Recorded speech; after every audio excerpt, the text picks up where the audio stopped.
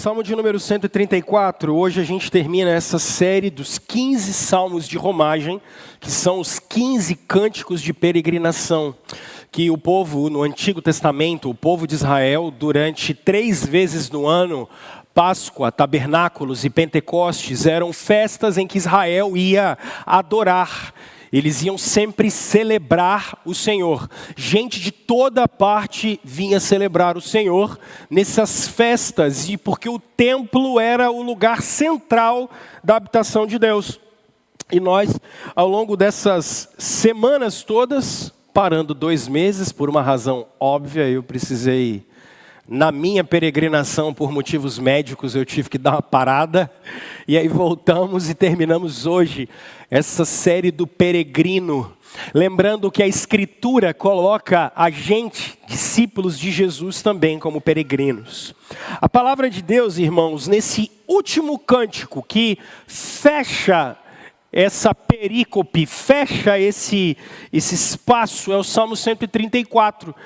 E ele diz o seguinte: venham, bendigam o Senhor todos vocês, servos do Senhor, vocês que servem de noite na casa do Senhor.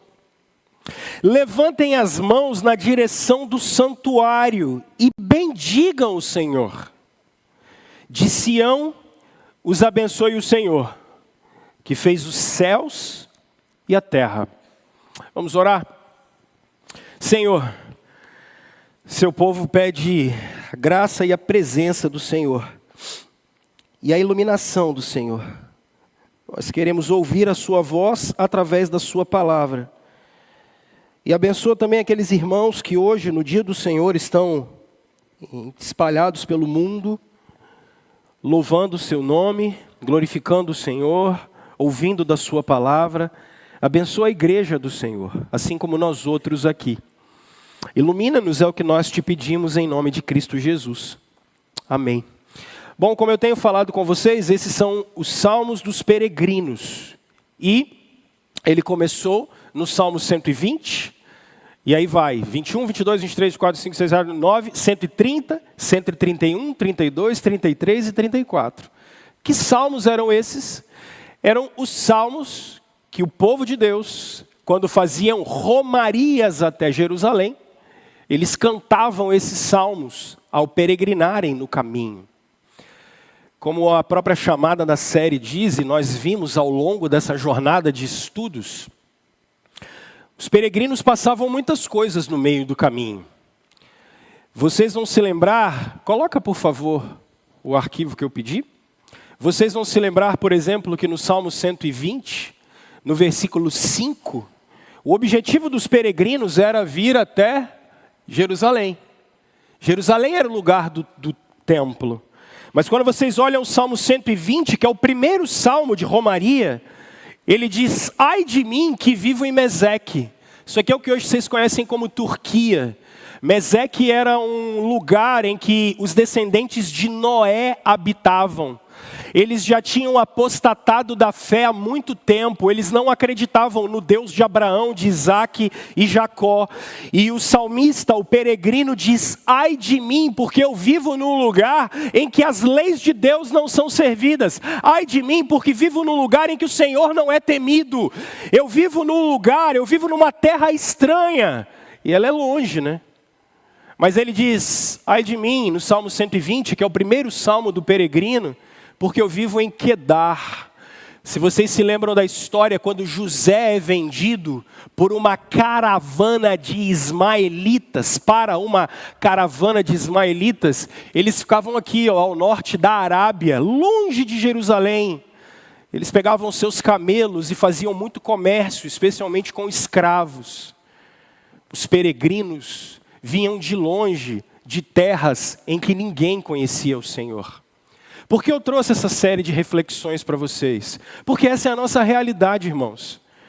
Não tentem encontrar no Brasil do século 21 uma sociedade e um mundo que teme o Senhor. Isso nunca aconteceu. E o que a espiritualidade dos peregrinos vão nos ensinar é isso. Que eles vão de longe até Jerusalém para encontrar o Senhor. E o que acontece no meio da peregrinação? Foi o que nós estudamos ao longo dessa jornada. Ao longo da peregrinação, eles encontravam estradas difíceis, eles encontravam caminhos difíceis. Se você fosse um peregrino, algumas imagens de uma peregrinação que acontecia, e normalmente haviam 3 caminhos para chegar até Jerusalém. O primeiro caminho é esse aqui, ó, só que ele já é feito pelos romanos. Inclusive os romanos entendiam melhor de pavimentação do que a gente, hein? Lá no século I, olha como é que já tinha um negócio cheio de paralelepípedo. E até hoje, 2024, nós temos tudo estrada de chão por aí. E a gente acha que a gente é muito bom, né?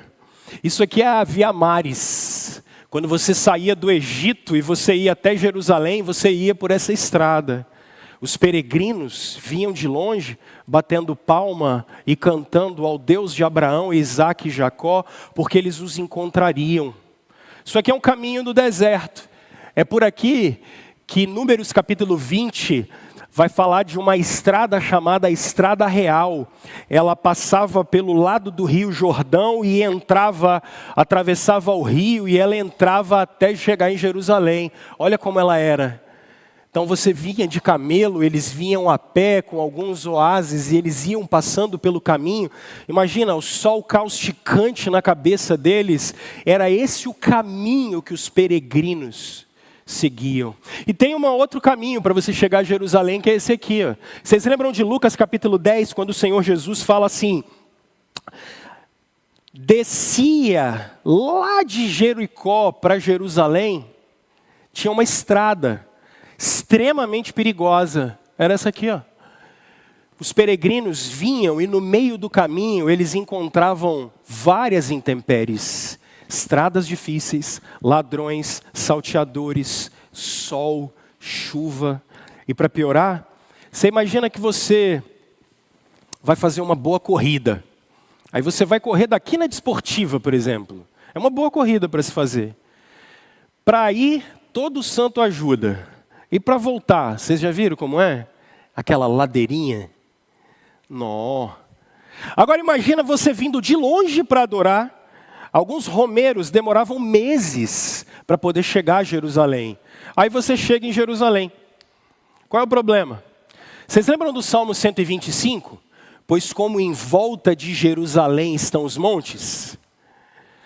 Jerusalém está aqui, ó, pertinho do Monte Moriá. Só que para você chegar em Jerusalém, tem o Monte Sião, você tem que descer um vale, sobe morro, desce morro, sobe morro, desce morro, sobe morro. Não era fácil chegar a Jerusalém. Até você encontrar com o Senhor, você tinha um caminho muito pesado, até chegar no templo, que é a presença de Deus. O que nós estudamos ao longo dessas semanas foi exatamente isso. A espiritualidade dos discípulos de Jesus na nova aliança vai trazer isso na nossa peregrinação. Você vai jogar bola com os jovens da igreja sábado de manhã e perder um tendão, meu filho. E ficar 2 meses com o pé para o alto. E eu aqui cantando Vivo Hoje, Estou Aqui, meio-dia eu vivo hoje com o pé para o alto, que eu vou chegar em casa com o pé inchado. Nós vamos perder pessoas no meio do caminho. Na caminhada cristã, nós vamos passar por intempéries, nós vamos perder emprego, nós vamos perder tudo que vocês puderem imaginar. Na caravana que chegava até Jerusalém, marido brigava com mulher, mulher brigava com marido. Tinha até filho que sumia, vocês não lembram de Jesus? Cadê o menino? Cadê o menino? Tinha até filho que sumia. Porque na nossa peregrinação, não imagine que nós encontraremos dias fáceis. O caminho é um caminho difícil. O caminho das nossas peregrinações é um caminho de intempéries. Discípulos de Jesus não podem se esquecer disso. Agora, como é que o Salmo termina? O Salmo termina dizendo algo incrível. Olha só, verso 1.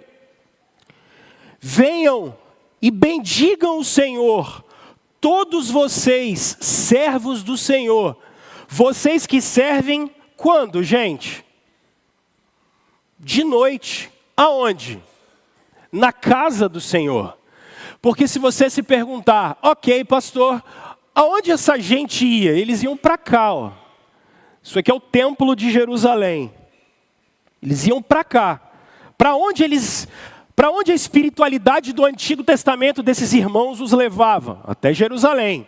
Então, esse é o templo de Salomão, não aquele que tem em São Paulo, tá? Aquilo não é o templo de Salomão, não. Esse aqui era o templo de Salomão.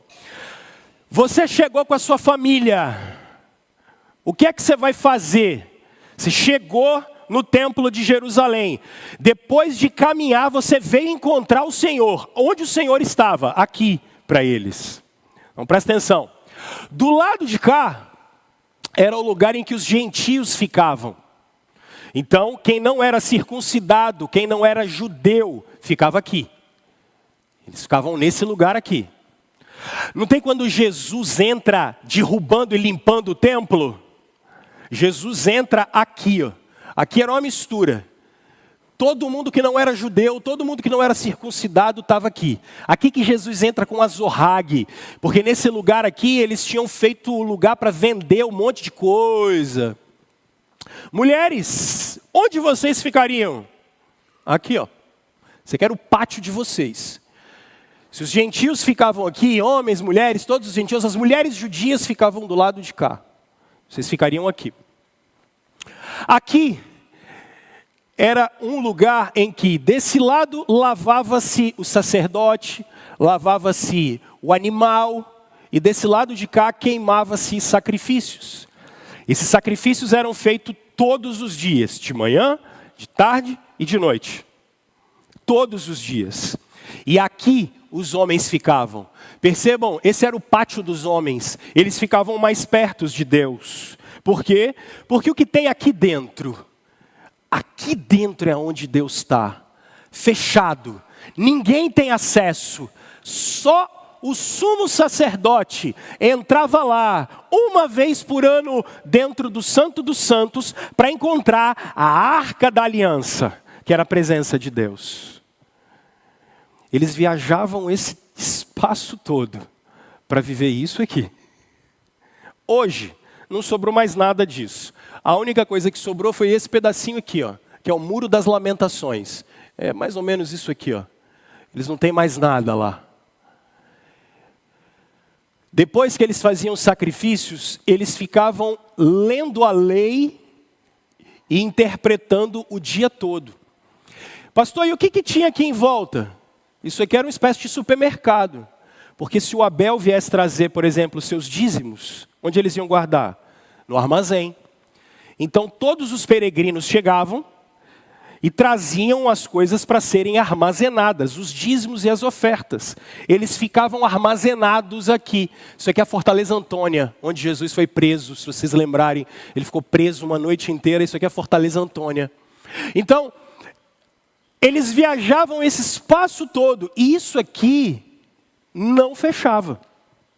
Se vocês olharem Lucas capítulo 2, tem uma profetisa chamada Ana, que depois que ela ficou viúva logo cedo, em Atos no capítulo 2, versos 36 e 37, a Ana fica ali dia e noite em oração. O templo não fechava. Ele simplesmente não fechava.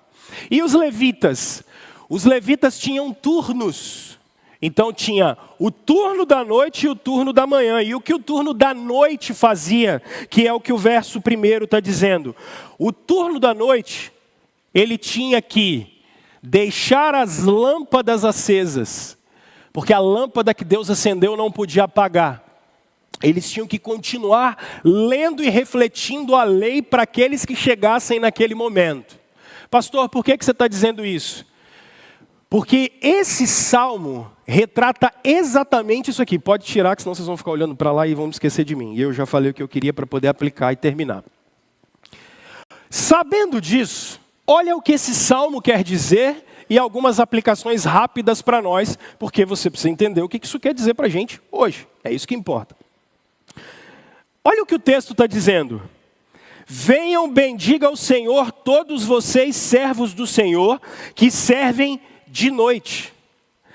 A caravana andou esse tempo todo e ela chegou depois das 6 horas da tarde. Ela chegou. São 6 horas da tarde.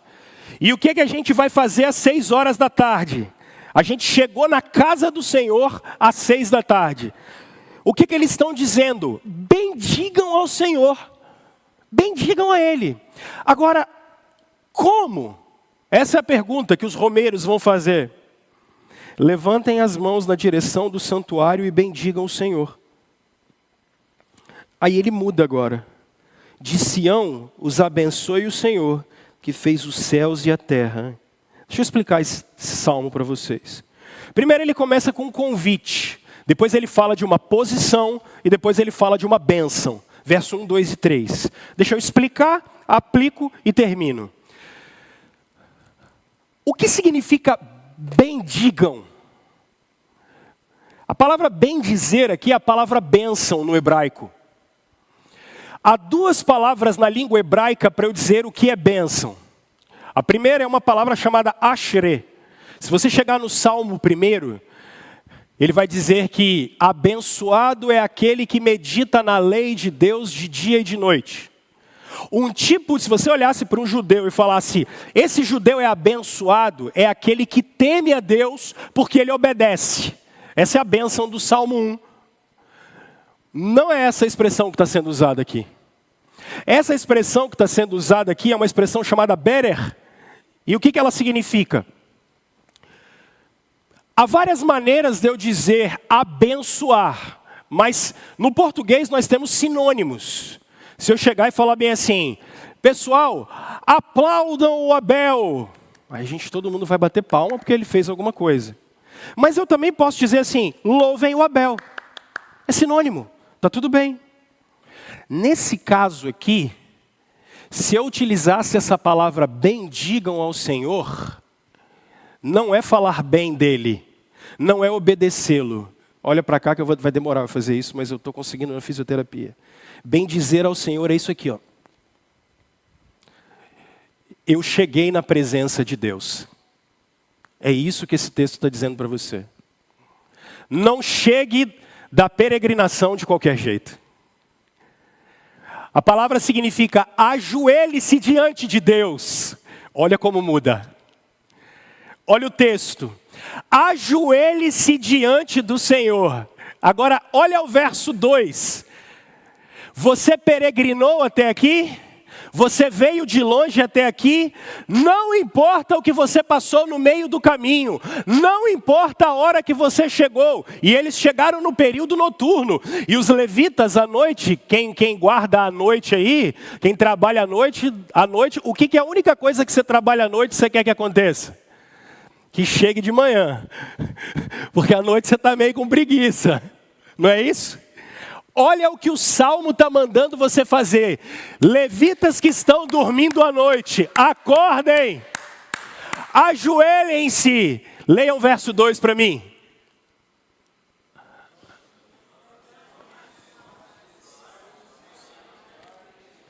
Olha aqui. Olha isso. Porque para os judeus, abrir as mãos significa 2 vezes. Primeiro, anota isso, o meu coração está aberto para o Senhor. Eu vim de longe para te encontrar. Não importa o que eu passei no meio da jornada, o meu coração está aberto para o Senhor. Isso que significa na cultura judaica. Mas tem uma segunda coisa. Senhor, louvado seja o seu nome, bendito seja o Deus Criador dos céus e da terra. Esse é o Salmo. Olha como ele termina a peregrinação. Como é que você vai entrar na Nova Jerusalém? Bendito seja o Deus e Pai de nosso Senhor Jesus Cristo. É isso que esse Salmo diz. Assim termina a peregrinação. Isso é bonito demais, né, gente? A Bíblia é linda. Calma aí.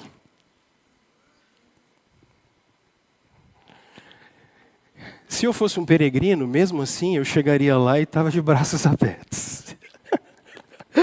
E agora ele vai dizer no verso 3, lá de Sião, Deus te abençoe.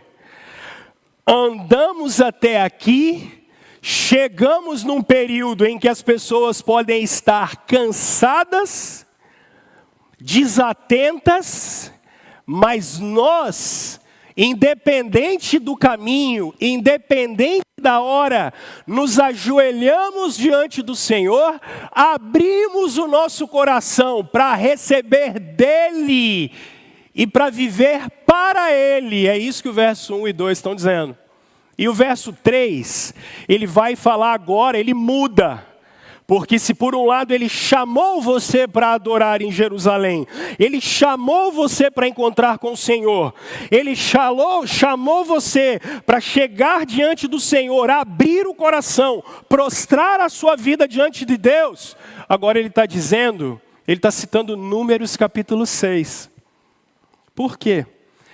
Lá de Sião, lá de Jerusalém, a bênção vai partir para vocês.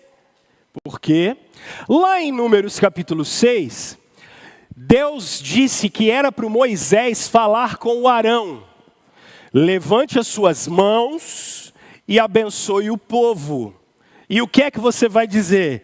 Sacerdote, o Senhor vos abençoe e vos guarde.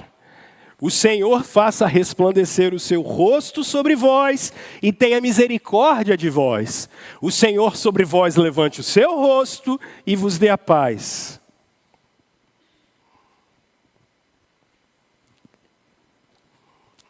Olha o que o Salmo está querendo dizer. O cara fala assim, ajoelha aí. Não vou fazer nada com ele, não. Ajoelha. É mais fácil você do que eu, né? Porque do jeito que eu estou. Agora abre a mão. Isso. Olha o que o Salmo está dizendo. O Romero não chegou? O Romero não chegou? Arthur, você veio até aqui. Que o Senhor te abençoe e te guarde. Que o Senhor faça resplandecer o seu rosto sobre ti e tenha misericórdia de ti. Que o Senhor sobre ti levante o seu rosto e te dê a paz. E o que ele faz agora? Agora ele volta para a casa dele. Porque ele veio se encontrar com o Senhor.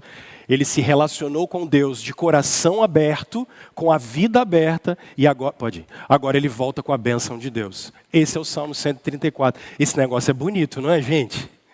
Isso é bonito. Essa é a figura do Antigo Testamento. Agora vamos aplicar para a gente poder ir embora? Vamos fazer 3 aplicações rapidamente aqui, e isso é um sermão expositivo.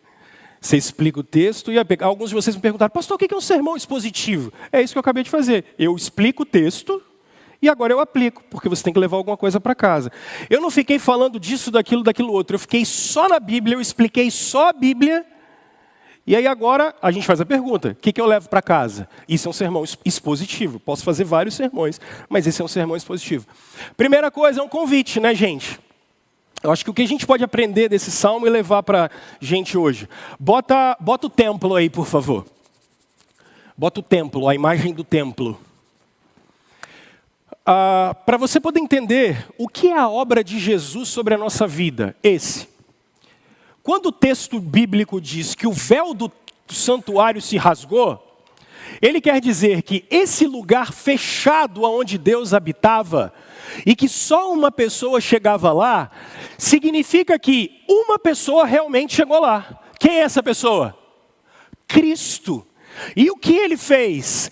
Ele ofereceu um sacrifício de uma vez por todas, e ele derrubou isso aqui tudo. Gentios, mulheres e homens, todos juntos podem se achegar à presença de Deus, que estava aqui dentro, com a Arca da Aliança. É por isso que hoje todos podemos adorar o Senhor, porque aquilo que nos separava dele foi completamente demolido. Não há, Gálatas capítulo 3, judeu nem grego, bárbaro ou cita, homem ou mulher, porque Cristo é tudo em todos. Esses rituais acabaram. É isso que é a obra de Jesus. Vocês podem se achegar até ele, por isso que nós podemos chamá-lo de Pai. Agora pode tirar. Dito isso, há um convite. Olha, o texto começa dizendo, ele começa com uma interjeição muito pesada. Venham, venham. E ele vai dizer, venham, bendigam, se ajoelhem diante do Senhor, todos vocês servos do Senhor, que servem de noite na casa do Senhor. Meus irmãos, esse convite e as aplicações são simples que eu tenho que fazer para vocês. Primeiro, o subtítulo dessa série é Uma Longa Jornada em Obediência. Vocês viram de onde esses romeiros vinham? Você é convidado a fazer a mesma jornada. O cristianismo do século 21, pagão, manda você ir até Jesus atrás de vitória, atrás de, os 5 etapas para chegar no céu. Sabe esse paganismo da prosperidade? Isso é mentira. A gente vive numa longa jornada. É uma longa jornada que nós, romeiros, temos que enfrentar. Agora, o que é que está no final da jornada? A presença de Deus. Vocês não podem se esquecer disso. Enfrentem a vida de vocês, enfrentem todos os desafios, não apostatem da fé, não abandonem a fé, porque é a presença de Deus que está no final da jornada. O convite é feito e não importa o que você viveu no meio do caminho. Porque no meio do caminho, no meio da jornada, a gente vai encontrar muitas intempéries e muitas coisas que vão fazer com que o nosso coração desvie a atenção, com que a gente perca o foco. Não importa você, peregrino, até encontrar com Cristo, não importa o que você viver. Às vezes você vai cair, às vezes você vai fraquejar, às vezes a gente vai falhar. Não importa, não pare a jornada, porque no final, venham, bendigam ao Senhor. É um convite que Ele está fazendo. Outra coisa, não importa em que circunstância que você chega até a presença de Deus. Peregrinos chegavam exaustos, acabados, vilipendiados, mortos, não importa, vá até o final. Lembra do nosso irmão apóstolo Paulo? Paulo é rabino, ele conhece isso aqui. Sabe o que ele diz no final da vida dele? Quanto a mim, já estou para ser entregue como uma oferta de libação. Em nada tenho a vida preciosa para mim mesmo. Por quê? Vocês se lembram? Combati o bom combate. Completei a peregrinação, guardando a fé. Não importa que vocês vivam no meio do caminho, peregrinos. Não importa. Pastor, eu vivi problemas, eu caí, eu abandonei Jesus, eu larguei a fé. Meu filho, não importa, levanta e vamos continuar a peregrinação. Não importa, a gente tem que ir até a presença de Deus. Outra coisa, vocês perceberam que a linguagem é plural? Abandonem esse paganismo do século 21, do liberalismo atomizador de pessoas. A vida cristã é vivida em comunidade. Venham todos, peregrinos vão juntos. Você não vive cristianismo sozinho, você não vive fé sozinho, você não vive fé na sua casa. O convite é para que você, fazendo o que está fazendo agora, de manhã e à noite, que a gente está aqui, é o mesmo culto, juntos. E gente, é uma questão de comprometimento. O convite é uma questão de comprometimento. Eu estou comprometido com uma causa. Eu estou comprometido com Cristo. Eu vou até o final. Essa é a bênção. Segundo, deixa eu ir para frente. Segundo, e a segunda lição que a gente pode levar para a nossa casa, olha o que ele diz: levantem as mãos na direção do santuário e bendigam o Senhor. É sinônimo de prostração. Levantar os braços é sinônimo de receber as bênçãos do Senhor e de estar com o coração aberto para Ele. E aí, eu só queria fazer uma aplicação aqui. Esse primeiro é um convite, isso aqui é uma questão de postura. Postura. E há duas posturas aqui. A primeira postura é uma postura espiritual. Não depende do seu sentimento. Nós somos idólatras de um sentimentalismo tóxico no século 21. Eu adoro porque fui criado para isso. Eu encontro com o Senhor porque eu fui criado para isso. Eu venho até a presença de Deus porque eu fui criado para isso. Não depende do meu sentimento. Hoje eu não acordei bem, hoje eu não estou bem, hoje eu não estou legal. Não depende do seu sentimento. É uma postura espiritual. Eu vou me encontrar com o Senhor. Na perspectiva da teologia do culto, que eu vou começar a trabalhar com vocês a partir de semana que vem, eu vou fazer uma série só sobre isso, sobre música na vida dos discípulos de Jesus. Não depende dos nossos sentimentos. Venha como comunidade adorar e use o seu tempo de adoração na sua casa. É uma questão de postura. Abra o seu coração para o Senhor. Brigue com o seu coração para obedecer a Ele. Sempre que você for guiado pelos seus sentimentos, vai acontecer o seguinte fenômeno psicológico com você. Anota isso, para você não esquecer. A lei de Deus sempre vai dizer uma coisa. Do seu interior vai brotar uma voz, que ela vai vir do seu coração, mandando sempre você fazer o contrário. Essa é a briga que Paulo diz que em Colossos e Romanos, ele trabalha essa briga da antiga natureza com a nova. Isso é um efeito psicológico e a gente pode medir ele muito bem. Uma questão de postura espiritual é você dizer: eu sei o que Deus quer, eu estou querendo outra coisa, mas o meu coração está aberto para o Senhor. Esses são aqueles que vêm adorar e bendizer com o coração aberto. Mas há uma postura aqui, que é uma postura física. Eu brinquei essa semana passada, pregando, que a gente às vezes é conhecido como sorveteriano entre os irmãos. Eu até entendo, respeito, enfim, tá tudo bem. Piada boa a gente sempre leva. Nós vamos conversar isso nas próximas 4 semanas, mas eu quero começar agora. O Luiz Berkoff, que é um teólogo sistemático muito bom, e é o teólogo sistemático que eu mais uso, ele diz o seguinte: você é corpo e alma. Em muitas ocasiões, quando fazemos exercícios da alma, o nosso corpo precisa nos acompanhar, falando sobre disciplinas espirituais. É por isso que os salmistas mandam que a gente levante as nossas mãos em adoração. É por isso que os salmistas, na hora da adoração, mandam a gente ficar de joelhos.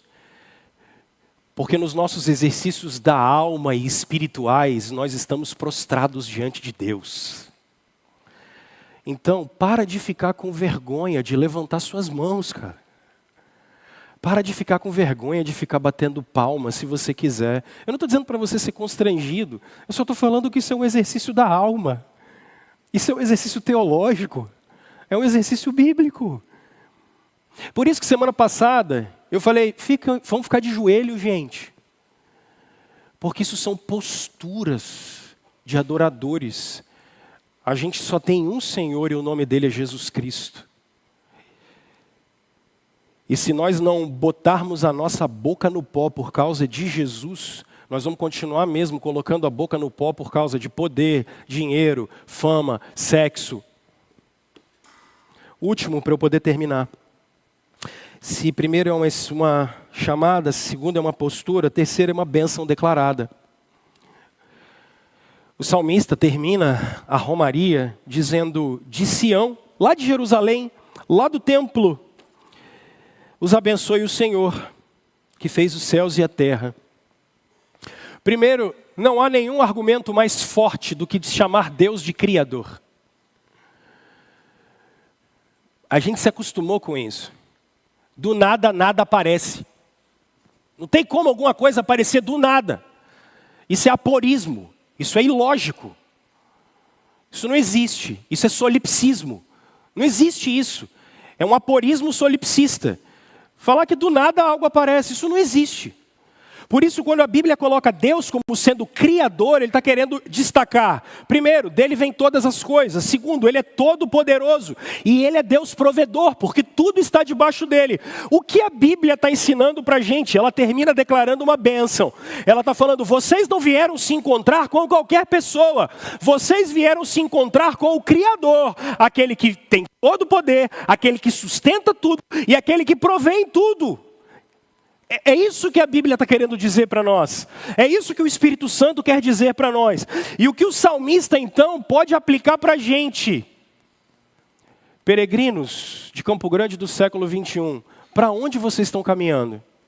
Não é para a próxima viagem internacional, nacional, ou próximas férias que vocês vão ter, se vão ter aumento de salário. Vocês estão caminhando para o encontro com o Senhor nos ares. É a linguagem de 2 Tessalonicenses. Irmãos, o livro do Gênesis, Moisés fala do tempo da peregrinação de Abraão.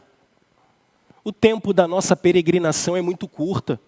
O próprio Moisés vai dizer no Salmo 90 que os anos dos homens chegam a 70, sobem a 80, quando tem muito vigor, mas até isso é enfado. Porque a nossa vida e a nossa peregrinação chegarão ao final, irmãos. Ela vai terminar. Que o Senhor te abençoe desde Sião, número 1. E aí, a minha filha do meio ontem perguntou assim, pai, onde Jesus morreu? Em Jerusalém. Aí eu perguntei, e onde Jesus ressuscitou? Em Jerusalém. E Jesus mandou fazer discípulos aonde? Jerusalém. Judéia, Samaria e até Cristo morreu em Jerusalém, ressuscitou em Jerusalém. Os discípulos começaram a ser feitos em Jerusalém e eles chegaram até os confins da terra. A bênção de Deus está sobre o seu povo. É isso que a Bíblia está querendo dizer para mim e para você. A bênção de Deus chegou para nós. Agora ela acaba aí, pastor? Não, a bênção de Deus começou lá e ela vai terminar. Quando encontrarmos o Senhor, não pare, porque você está caminhando para Jerusalém celestial. Essa é a sua peregrinação. Olha o que eu perguntei aqui para os irmãos. Vocês acreditam na ressurreição dos mortos? E até hoje tem crente me perguntando se tem reencarnação. Vocês não viram o credo apostólico? Não, nós ressuscitaremos dos mortos. Nós veremos o Senhor, encontraremos com Ele. E lá a bênção será eterna, porque já não haverá mais pranto, já não haverá mais choro, não haverá mais morte. E o Cordeiro será tudo em todos, irmãos.